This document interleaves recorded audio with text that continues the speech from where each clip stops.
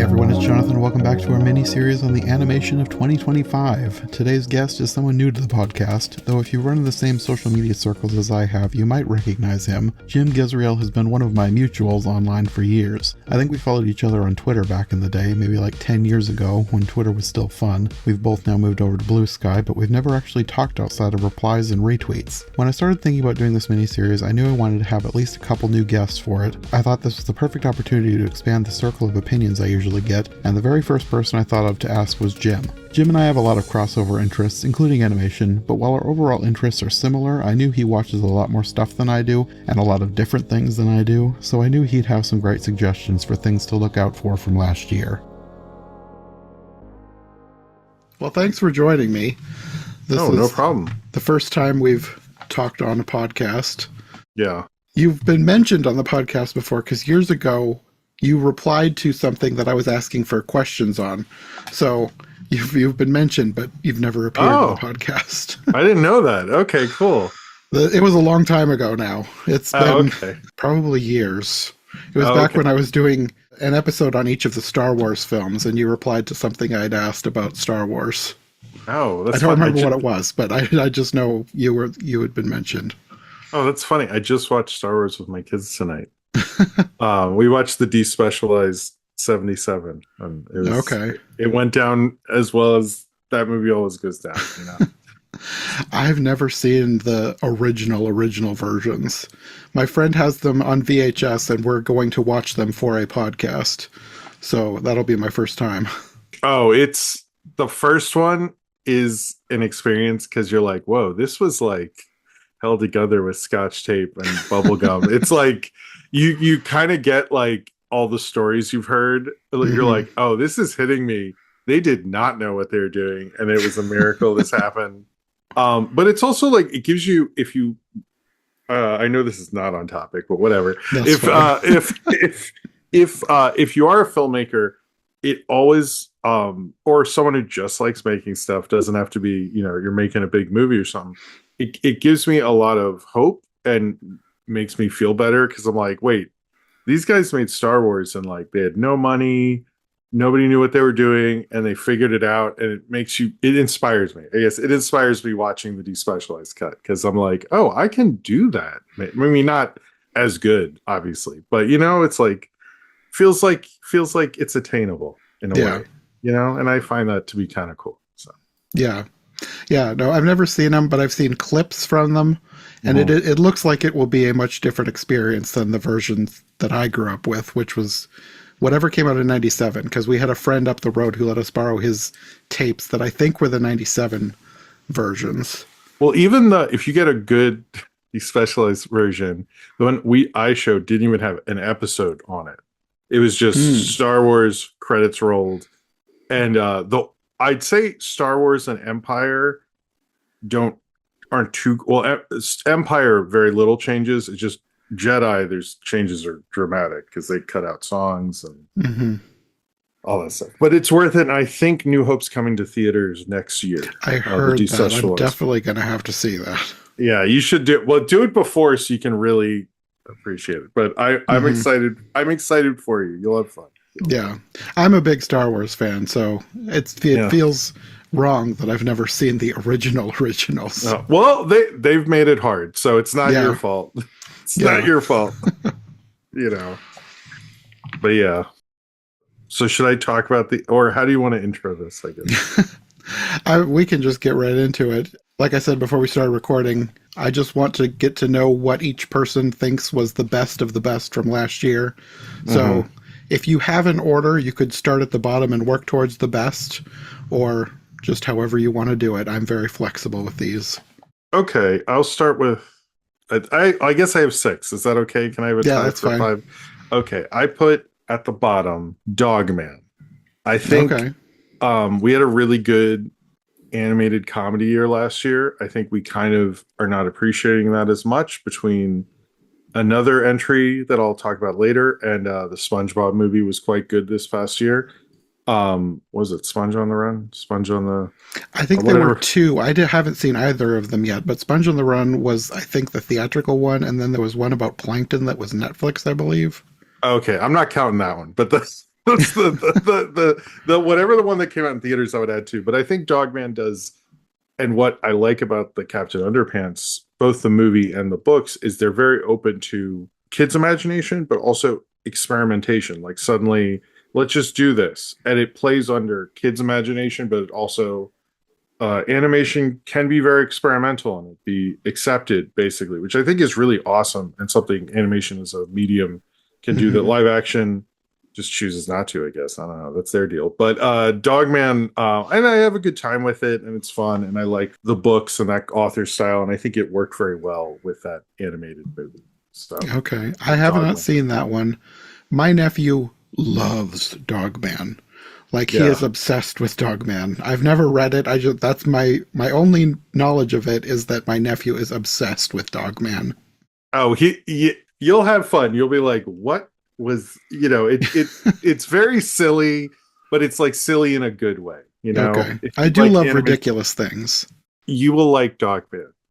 I guess the next one and I know this is a very big movie and maybe doesn't work with your I need to see everything thing, but I put Zootopia 2. I like Zootopia, the first one, a lot. With Zootopia 2, what surprised me, because the first one surprised me because they did all that stuff with the animals. It's obviously for like race relations and stuff. But I think with Zootopia 2, they do have a thing. Have you seen Zootopia 2? Yes. I don't know. Okay. Yes. I'm not spoiling too much, but I won't get into how they did this. But if you were unaware, and this is real American history, this is not craziness, a lot of times when there would be in the post-Reconstruction Civil War era, there'd be a majority African-American town or majority Asian town or something like that. And not only would they destroy it, which we've seen that in various other pieces of media, they would flood it and make it into usually like a river or a pond or something like that. And Zootopia 2 actually kind of talks about a lot of those things, which I thought was surprising. I know it's in the Jennifer Lee era. It seems to be a thing of dealing with the past and how you can reclaim it. If you look at Frozen 2 does that.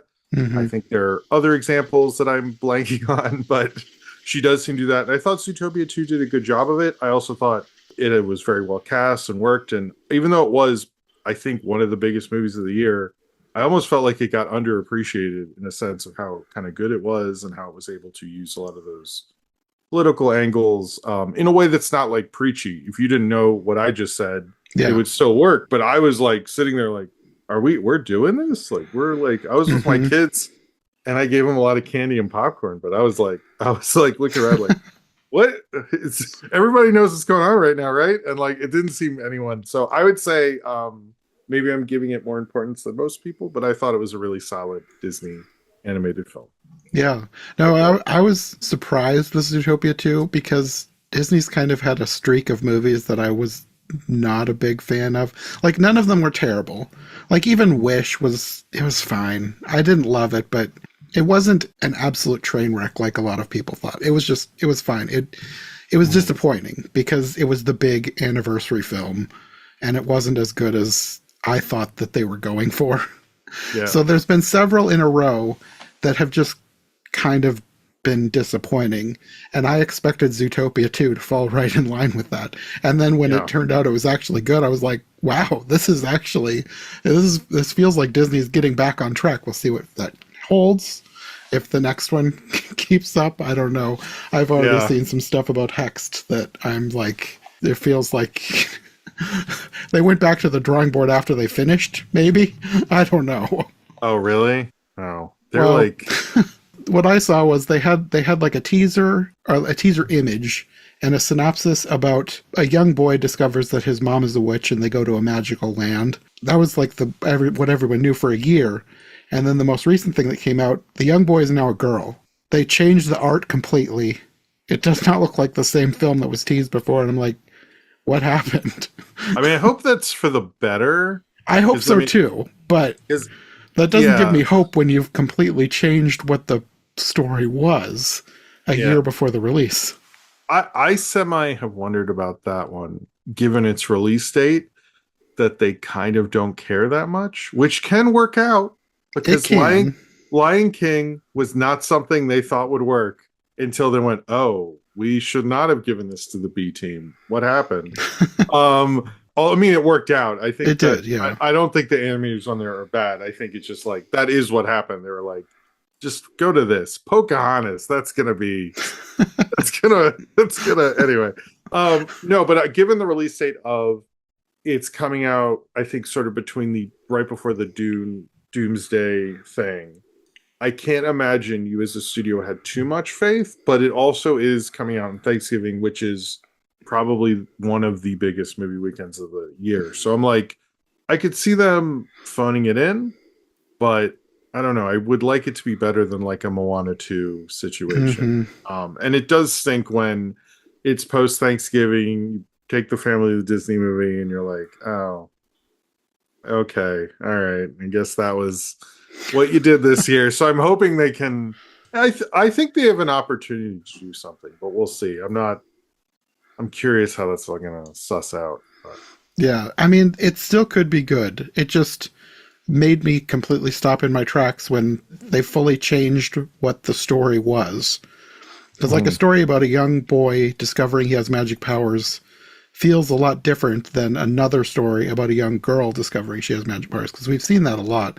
Like the Owl House, a recent Disney Channel series. That is true. It feels that similar is true. to that. And they might want to be. They might be like, "Hey, we didn't promote that enough," but you know what?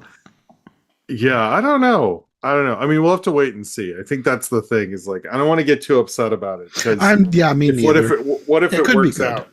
You never know because, like, I mean, we were talking about Star Wars. What a movie press person says a lot. I've seen a couple movie press people bring it up. It was like, look, if I reported that George Lucas showed all his director friends a rough cut of his movie and they all laughed at him, would you get mad at me or would you be like, that is what happened? But then it became Star Wars. So sometimes those things can work out.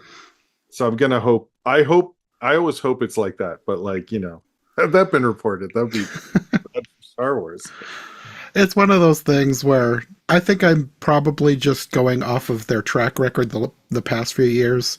So they could surprise me, and I'm not going to say it will be bad. Yeah. So it could be good. I hope it's good. I want Disney to get back to what it was a decade or two ago.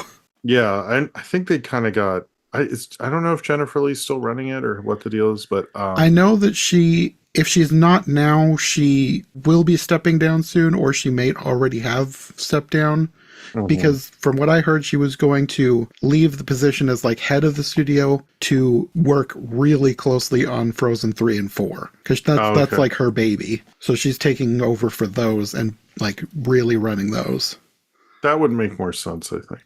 Yeah. I mean, they need to get back to messing around a little more, I think. I think they got a little too stagnant. And something that Pixar never, although I know Pixar's trying to mess around more, but Pixar's kind of flirted with. But they need to understand that, like, why they're getting their lunch handed to them by Sony and DreamWorks and a lot of other studios is their studios who are like, well, let's, what do we have to prove?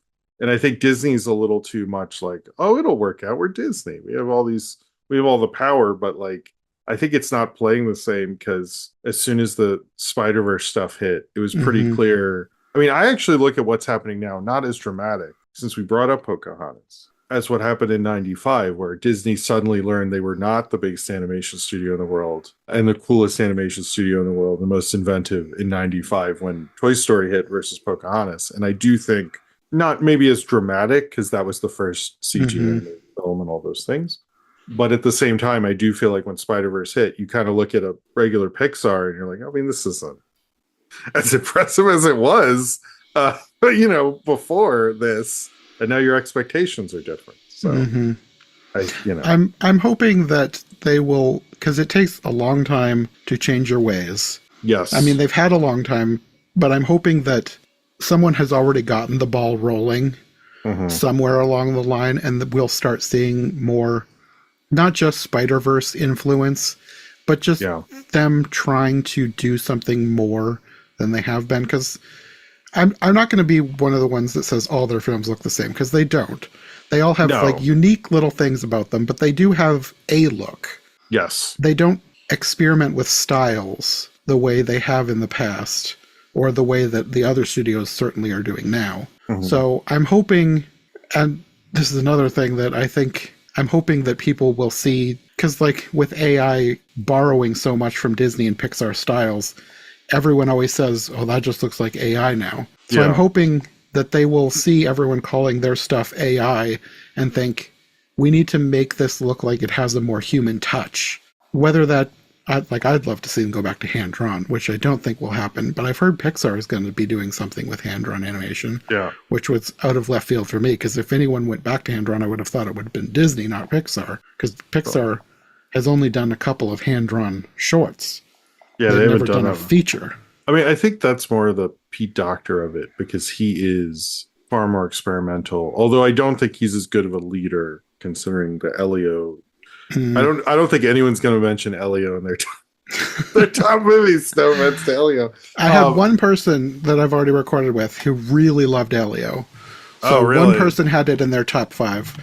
Elio won't make my top 5. I liked it for what it was, but it felt kind of hollow. And then when I found out about all the behind the scenes drama, all the story beats that they removed or toned down, it's like, well, that's why. There's nothing to hold on to for this character. So it just feels like you're a basic by the numbers story. Yeah. No, I think there's still kids who will see that and be very inspired, and the Carl Sagan parts of it and all that. Like there are positives to it. But knowing what I know kind of doesn't make me like it too much, you know? It's like, and I don't think it's their best. Even if I didn't know that, I don't think it would be. Yeah, no. If I was going to do a Pixar ranking, it would probably be mid to lower, but I think the news just makes it lower. It wasn't going to be like number 2 or something, you know? Yeah. So I liked it for what it was. I love creatures. I love aliens and things. So I really liked that aspect of it. I think of it as like 3 acts, and I really love the middle act. The first act was fine, and then the third act to me, it felt like it kind of went off the rails a little bit. Yeah. But I loved the middle of that movie. So, if the whole movie had been the middle of that movie, it probably would have been a lot closer to my top 5. Yeah, I can see that. Because it was more fun and inventive and interesting. Yeah, and as soon as it gets into the plot of like the kid and the Glorden, the slug baby or the whatever he was, I loved that character, and then he's like fully sidelined in the last third of the movie. Yeah. So after I'd fallen in love with this character, then he's just gone, and you don't see him again except for the very end because he's like unconscious almost. So there's a lot that is semi-disappointing about it, but there's a lot that I really did like about it, so it's just really a mixed bag. Yeah, that was. Yeah. All right, so should I say the next one, I guess? Sure. Since last year was a big anime in theaters year, but I do actually I'm not putting this in there just for that. I put Chainsaw Man, the movie Reze Arc. I don't know if you could see this without seeing Chainsaw Man, but I got kind of into this show because I am not against anime. I just never have the time to watch it. And especially when someone's like, do you want to get into Demon Slayer? I'm like, how many seasons? They're like, oh, there's 4 in all these movies. And I'm instantly like, no, I can't do that. But then with this, it was 1 season. I saw the trailer for this. And then I was like, this looks really cool. So I watched the first season, which I got into in this. And I saw this after having seen the first season. So I do think you can watch without it. It is a lot of fighting at a certain point, but they set it up correctly. So it's not just like mindless fighting. You understand why him and the girl are fighting as he turns into a chainsaw man and she becomes a bomb monster. But it is set up very well, and I quite liked it. And the visuals are amazing, and they did a great job. So I think Chainsaw Man, if you want to get into anime, it's an easier one to get into because there isn't at press time that much of it to get into. And I thought the movie was really fun to watch on the big screen. So I've had more than one person recommend that one to me. I've never seen the show. I'm always hesitant to do an anime movie based on a show, but I did I don't have access to it now. When I lived in Ames when I was going to Iowa State, and during the time I was going to Iowa State, there were 2 My Hero Academia movies, and I saw those. Yeah. because the theater in Ames would get some of those like 1 to 3 day releases for foreign films, anime, independent stuff. So I'd see more there. But I live in the middle of nowhere now, so our local theater. I shouldn't say never, because they, for whatever reason, got Suzume for a week. That shocked me, because that never happens. Wow. Wow. But I went with my cousins, and we were the only ones there, so that's Yeah. probably why that never happens. But Yeah. for Chainsaw Man, I've never seen the show, but I'm curious because I've had more than one person tell me about it and think that I would like it. And I kind of, like, I don't tend to love really violent, gory things. And most people know that, but they still recommended it to me, so I don't know if it's not too bad or... Knowing that, I don't know, but it is a little gore. I mean, he's a chainsaw man, so I guess you can't shy away from that one. It can be a bit if the gory. story is good enough, I will put up with it, because for whatever reason, I love Jenny Tartakovsky's Primal, and that show is like my limit for how much gore I can stand. you might be okay with this then. I mean, Primal would have made this list had that season not come out. I still haven't seen the most recent season. I need to catch up on that show. Oh, it's good. It's good. It's so good. Gendy's still got it, you know. Although, you know, Fixed probably didn't work out. Did anyone put Fixed on theirs? No, it was discussed as a huge disappointment. Yeah, it was not on someone's list. I'll say that I saw Fixed on non-animation critics' worst list. So I was like, wow, that's an achievement, because they usually just ignore us on the worst. All right, the next one, I guess this would be 3, would be Boys Go to Jupiter. It is an indie animated film, I guess. It's about kind of done in like a Sims type style, I guess, about this boy who's doing kind of, I guess, DoorDash and stuff like that, and trying to just make ends meet, as we all are in this terrible economy, and basically finds like an alien. And the basic idea is like, what if you found an alien in the world we are in now versus like, you know, ET in the suburbs and stuff, and how and this was in Florida, where there's like all these like neon lights and like, you know, hot dog stands and stuff like that. It's a cool movie. It's sort of just about like getting by in our modern world, but with a weird looking alien, I guess. Okay, I have never heard of this. I have not heard anyone recommend this. This was not even on my list of things. Like, I usually make a list of movies that I knew came out in 2025 or the year before. That is not, I've never heard that title before. Oh, it's I believe it's on, or was on, HBO Max, and it's got Sarah Sherman, Jean Garofalo, I can't remember everyone now. Sarah, it's got a good, she's on Saturday Night SNL. Live, right? Yeah. Oh, I love her. I should bring this up before I start. Some of these, it's been a bit since I've seen them. So, Julia Turos, Chris Fleming, Cola Scola, yeah, Sarah Sherman. Okay, I need to see this. Cola Scola and Chris Fleming. Yep. Okay, this is on my list to watch for sure now. Oh, okay, cool.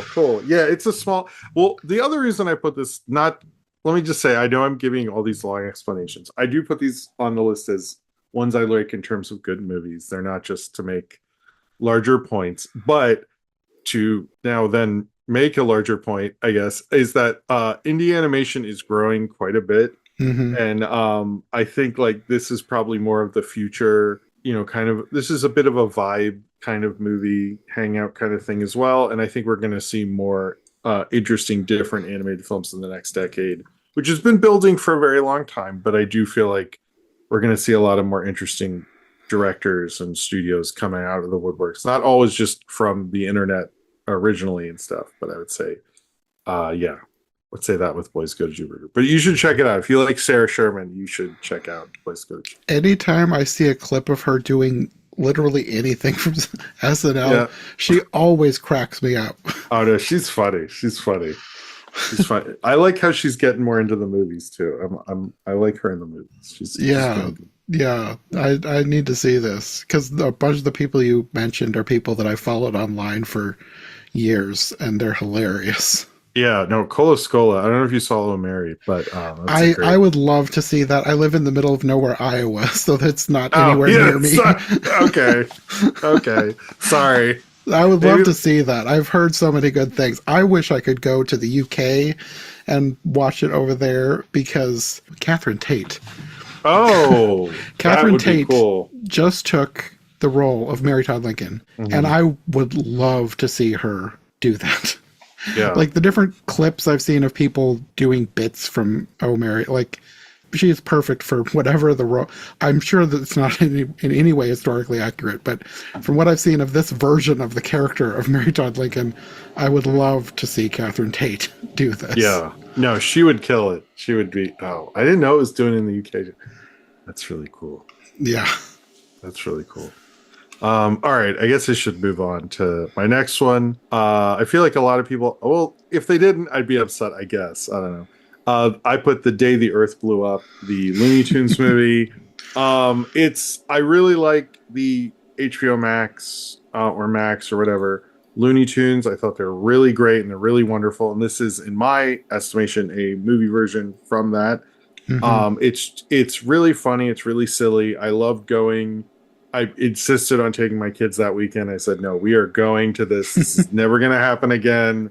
That they let the Looney Tunes, a fully animated Looney Tune movie, original Looney Tune movie. I know there was the compilation films. I know there was Space Jam and Back in Action, but this was Hmm.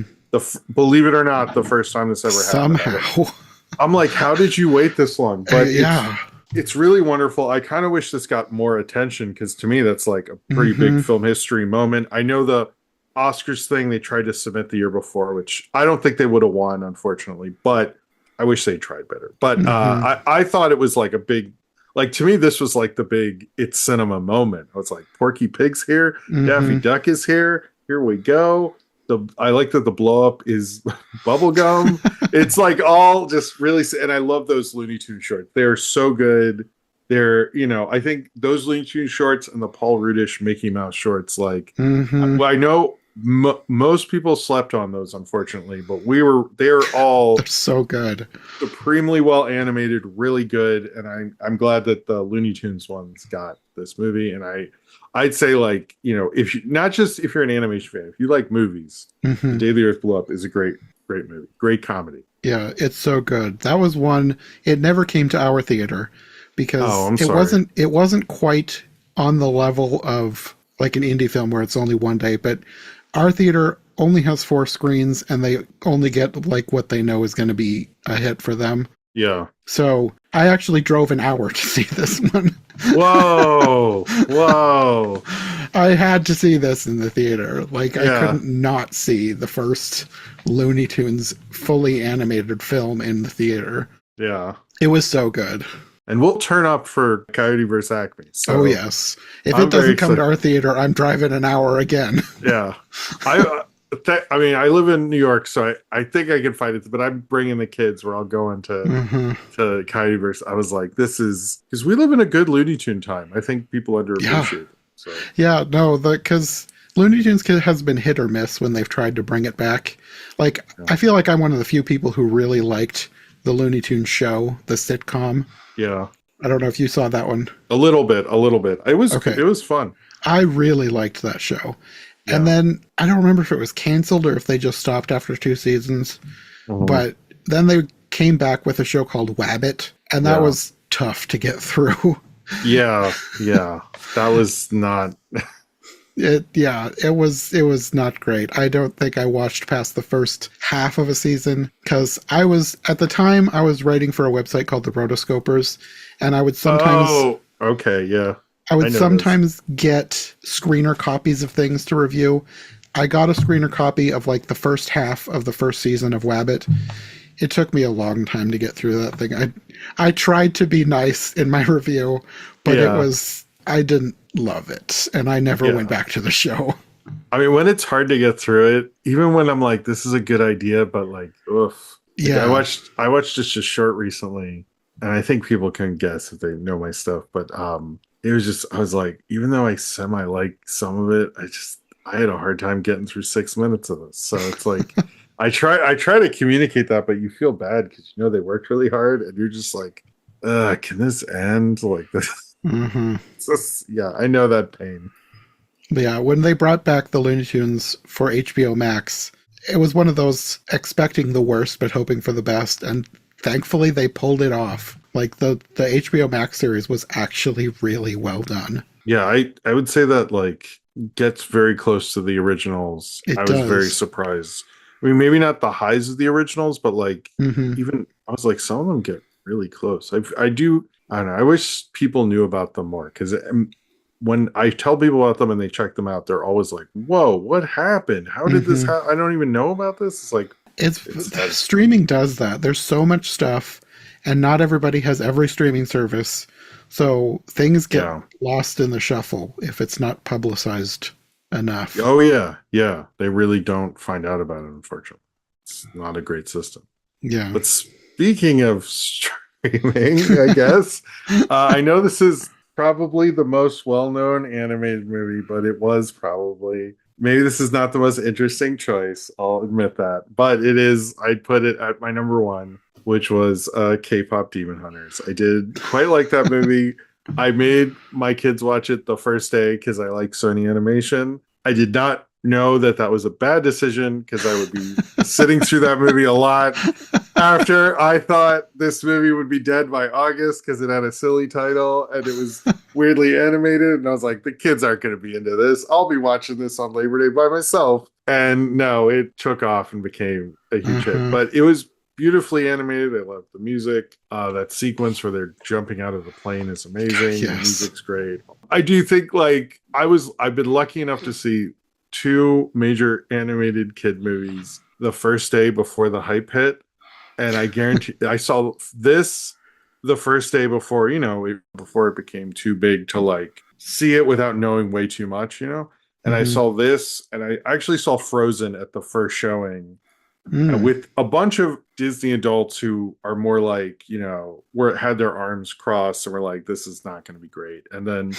at Let It Go, they all stood up and cheered. And I was like, and I remember going like, whoa, this is like seeing a whole audience because I was there early and I heard the audience discussion. It was like, I don't know about this stupid thing. Like this is where like it was like very much like this isn't going to be anything. And by Uh-huh. Let It Go, it was like that movie had the whole audience.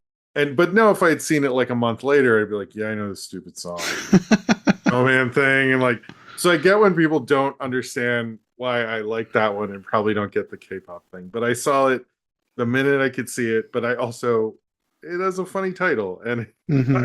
it's Sony Animation and all those wonderful things. So I still think it's a great movie. I know it's like sort of it was a slam dunk for Oscars and all those things, but I think in 20, 30 years, we're going to look back and be like, whoa, that was pretty cool. So, or just for me, I don't know. Hmm. We'll see for everyone else.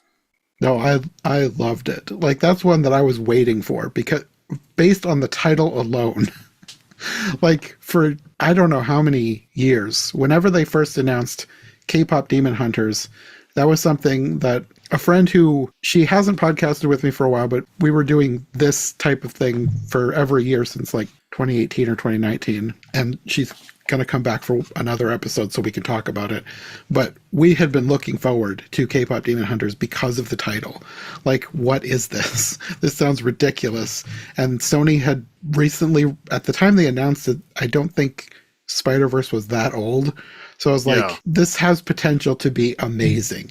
Because just like, what is this title? K-pop Demon Hunters? Like, Yeah. It's such a this weird. sounds this could be bad, but I think it's going to be amazing, and it was amazing. Oh, yeah. It's like really, even the 100th time it was on, I was like, oh, man, but some of these sequences, look at that. Or like the Yeah, train thing is like nuts. Like some of the, oh, God, it's just so and well then done. paired with the And music. oh, yeah. No, the music and like, or the Saja Boys or everything is just like, it's a real full package kind of Uh-huh. animated movie. It was like, I was like, man, Sony, I mean, they really go for it with some of them. Not every one, but there's a lot of them. Like that's just so Yeah. visually. I need to look in Art Outbook for that one. Oh, Or yeah, Art I should Barrel. too. I don't know if they've had one. I don't always Oh, collect art books, but every once in a while there'd be a film that I'm like, I need to have that. I would if they weren't as expensive, I would have more of them. I don't have that many, but I Yeah. will look at them in the bookstore. So thanks, Barnes and Noble.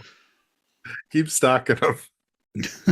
I guess I'll list off. These are only a few things. Sorry if I'm taking so long. No, that's But fine. these are just. I'll list off these a little quicker. First, in terms of non-movie things, I'd say the from last year. I believe the pilot of Knights of Guinevere was last year, and I would put. I'm not the biggest glitch person. I'm trying to catch up to Digital Circus before the finale comes out I because I need to do haven't. that too. Yeah, I haven't. I've I never watched seen the any of it. I keep hearing about it. I've never seen it. Well, I watched the first one and I wasn't impressed at all.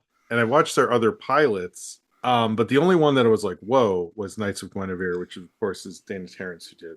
Owl Hmm. House, which I don't know Owl House that well either, unfortunately. But I still need to catch up on Owl House, but I really liked the first either season or two seasons. I don't remember how far I got into the show, but yeah.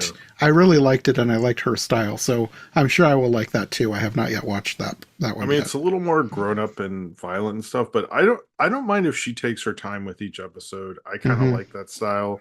I would much rather have a bunch of good episodes than have it rushed out. So I'm very hopeful for that Hmm. show. I'm gonna put the revival season of King of the Hill because it was really good. I don't know if that's like if you're not into King of the Hill, maybe that's not a I thing, still but need to watch it. I loved King of the Hill back in the day, and I was yeah. gonna try and do a full rewatch, and I'm still in the first season. I'm so bad at trying to catch up on things because I've got so many things I'm trying to watch for podcasting. Yeah, no, So, I have that problem too where I'm like, well, I need to watch this for this and that, and then you're like, uh-huh. oh wait, what happened to this? My wife and I slowly are rewatching King of the Hill. We just kind of come back to it, but we watched the new ones, and I thought it I was a should very do good that too. follow. I should just start on the new one and then go back. Yeah, it held up well. The other one, and I guess this is more notable because of what happened after, would be Smiling Friends season 3. I don't think it was my favorite season, but because it was the last one and it all ended after that, that feels pretty notable from last year to me at least. And then I guess finally, I would say Common Side Effects season 1. I thought was maybe one of the better animated things of that year. Joe Bennett and his animation studio, which now I'm forgetting the name of, I should look it up now, are really doing some fantastic work with their previous show, Scavenger's Reign. And they have another one called Dealies, I believe, that's going to come out next year. Or Joe Bennett and what was it called? Green Street Pictures are doing some really fantastic work. And Common Side Effects is a really great show. So if you haven't seen that one, it's only 12 episodes, and I know they're doing a season 2. And Mike Judge is also involved in that as an executive That producer one and was voice. that's on my radar. I don't think I knew Mike Judge was involved, so maybe I should think about it more seriously. I Scavenger's Reign I started watching and I never finished, but the short that they did years ago, I loved that thing. Like it doesn't feel like Yeah, something I would like because it's like there's moments that are like slightly disturbing and it's a little bit gory. It doesn't yeah. feel like something that I would like, but there was just something about that short that was just captivating. No, it. What I like about that show is that it's really most sci-fi things is considered is about the rules and all that kind of stuff. It seemed like Dune's really into that. But what I like about sci-fi is like creatures and pictures and Hmm. like look at this thing. And Scavenger's Reign is just like they're stuck on a planet and you never know what's going to happen each episode. And so sometimes be a crazy alien doing this thing. It is a little gross and weird, so, but it is really beautifully animated, and you will be like, "Whoa, we're really doing this." And it gets into the idea of space travel and being on a weird planet and what could be there. But Common Side Effects, which yeah, Mike Judge also produces it and does a voice, and I look at it as a sort of a passing of the torch of him going like, "Hey, you're kind of the new guy.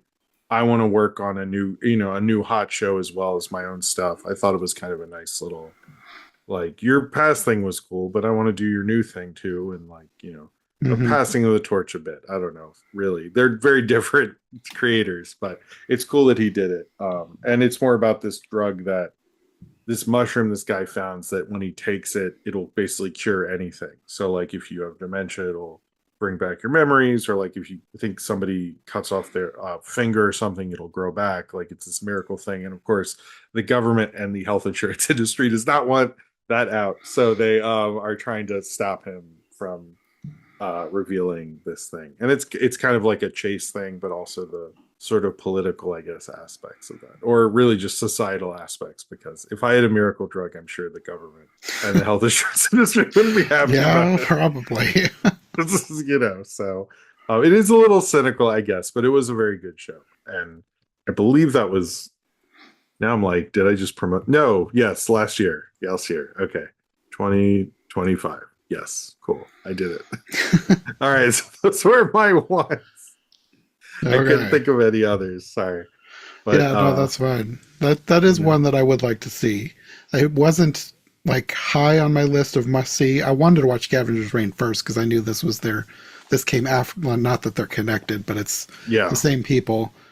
And I still haven't finished Scavenger's Reign, so Scavenger, that's a good one. They're both good. Either one. I always recommend when people are like, "What should you watch?" I'm like, "You should watch these two." Common Science like Scavenger. They don't listen to me, but I tell them, you know. But yeah, I think it was a good year. I didn't put Bad Guys 2. It was very close to being mentioned, but that one won't be in my top five, but it'll be up there. It wasn't quite as good as the original. yeah, that joke at the end was pretty amazing. So I'll give them that. Where you think they're dead. Oh, I was like, I saw that in the whole theater, like fell on the ground. And that whole thing was like, I was like, oh, that's pretty good. Good for you, DreamWorks. Good for you. So I don't think there'll be another Bad Guys based on its box office, but yeah, probably not. That's too bad. I like that world. unfortunately, I like the characters that they created for those. yeah, very Lupin the Third inspired movies. I was like, wow, you're like, even the cop is the cop from that show. I don't know if you know Lupin the Third, but I know the name because there was a studio, or not Studio Ghibli, but Miyazaki had yeah, done yeah. one that I haven't seen it. That's one of the few Miyazaki films I've not watched.